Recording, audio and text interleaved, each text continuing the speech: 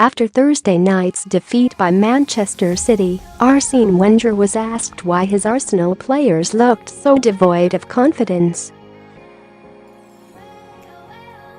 "This has happened a lot in the last few years.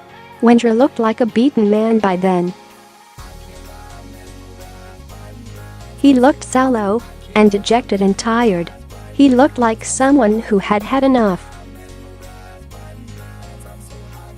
He thought about confidence.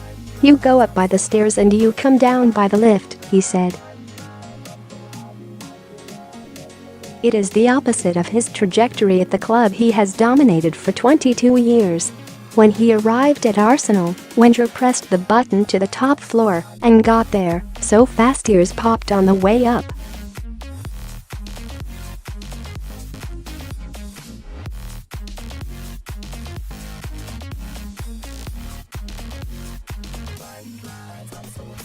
But the descent has been by the stairs. Step by painful step. Those of us who have revered Wenger for the style of football his sides played, for his commitment to the beautiful game, for his elegance and his grace, always believed he would climb back up again, but it never happened. And now he is in the basement, on the bottom step, and the only door left to walk through says fire escape. The last week has felt like the point of no return, even for many of those of us who count ourselves Wenger loyalists and have abhorred the vitriol the greatest boss in Arsenal's history has had to suffer from the mouths of his own club supporters. As Arsenal slide further and further into the grip of mediocrity and ineffectuality, it looks as if the Wenger-out mob is finally about to get its wish. Why should the last week matter more than any of previous weeks, when unrest has been rife at the Emirates? I think it is because the back-to-back defeats by City proved once and for all that Arsenal, far from getting closer to challenging for the title or even the top four, are sliding further and further away from the exalted place they once occupied. City made them look like children. They made them look like novices. In them, we saw the ghost of Arsenal past. We saw what Arsenal once promised, and we saw how far Arsenal have fallen, and how far away from the cutting edge of coaching Wenger has strayed. Sure, City have embarrassed plenty of teams this season, and losing to them is no disgrace. But the fact is that Arsenal were City in a previous incarnation. Once, we've heard about the way Arsenal played and said it was just like watching Brazil. We do not say that anymore, because now City are that team and Arsenal are a pale shadow of what they once were. Arsenal represent the past of beautiful football. City represent the present and the future. City are what Arsenal once were and what they now aspire to be. But the gulf between them was so wide it was a chasm. Arsenal under Wenger once set the benchmark for the rest. Now they are wannabes, inferior to City in every department and in every position. I wish I had been right about Wenger. If you love football, you love what Wenger stands for and what he has achieved. If you love football, you hate seeing his team reduced to this. I wish I had been correct when I said he would still turn things around. But the truth is that even if Arsenal start getting things right with their recruitment and their defensive organization, and that is a big if, they are still years away from regaining a position where they challenge for the title again.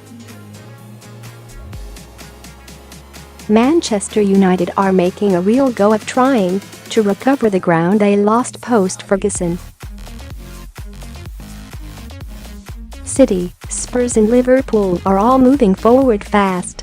Arsenal are going backwards. It has reached the point where only blind faith twinned with stupidity, argues Wenger is going to reverse the trend. There is no sign he can do it. There is no rational argument to back it up. All that is left is the endgame. Wenger would never say it publicly, but even he looks as if he is ready for closure now. He appeared drained and defeated after the league defeat by City. He looked like a manager who did not know where to turn anymore. He looked like a manager who has grown tired of expecting more from his players than they ever deliver. I watched the game on Thursday night with Gordon Strachan, the former Scotland manager, who also had spells in charge of Coventry City, Southampton, and Celtic. Strachan said he knew how Wenger was feeling. He said he too had reached a point at a club where he no longer knew what the solution was. He said what Wenger needed now was for someone at Arsenal to be strong enough to end it all for him. Wenger needs someone else to be strong now. He built the Emirates for Arsenal and spent years hobbled by lack of funds, and he took all the blame when results suffered. He watched Roman Abramovich pour money into Chelsea and Sheikh Mansour do the same with Manchester City, and he took all the blame when he was not given the funds to keep up. The imagery that has surrounded him in the years of his decline has been the imagery of suffering and struggle. A man on the touchline, upright and dignified, while behind him, a legion of fans, their mouths agape, scream their disdain and their anger. A man on the touchline, while a plane flies overhead, trailing a banner calling for him to be fired.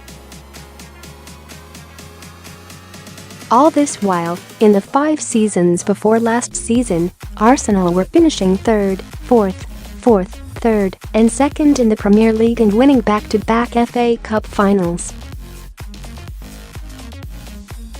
They had it pretty good, but they never knew it. As Wenger's era draws to a close, the shame of how they treated him will hang over the club as a new man tries to get close to doing what he did. While other sports embrace technology to help them with decision-making, football, to no one's great surprise, crashes around like a dinosaur in a forest, growing more and more angry and confused. VAR is a work in progress.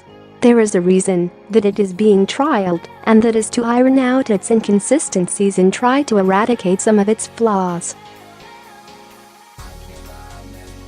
One of those flaws is that football in this country has grown so unused to openness and communication that it is scared of sharing the deliberations of VAR with the spectators in the stadium. It happens in other sports, but football is so patronizing and suspicious of its own fans that it does not trust them to be in on the discussion. That has to change for the system to be a success.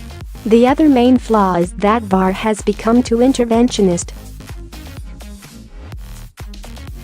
We have gone from one extreme, where the referee is receiving no help, to the other, where the referee is being asked to correct decisions that are not obvious errors. That needs to be fixed. The system is right, it is just that the people who are operating it are botching the execution. Football is desperately resistant to change, but it is time to come out of the cave and accept that the current system, where viewers have access to technology that is denied the referee, cannot be allowed to continue.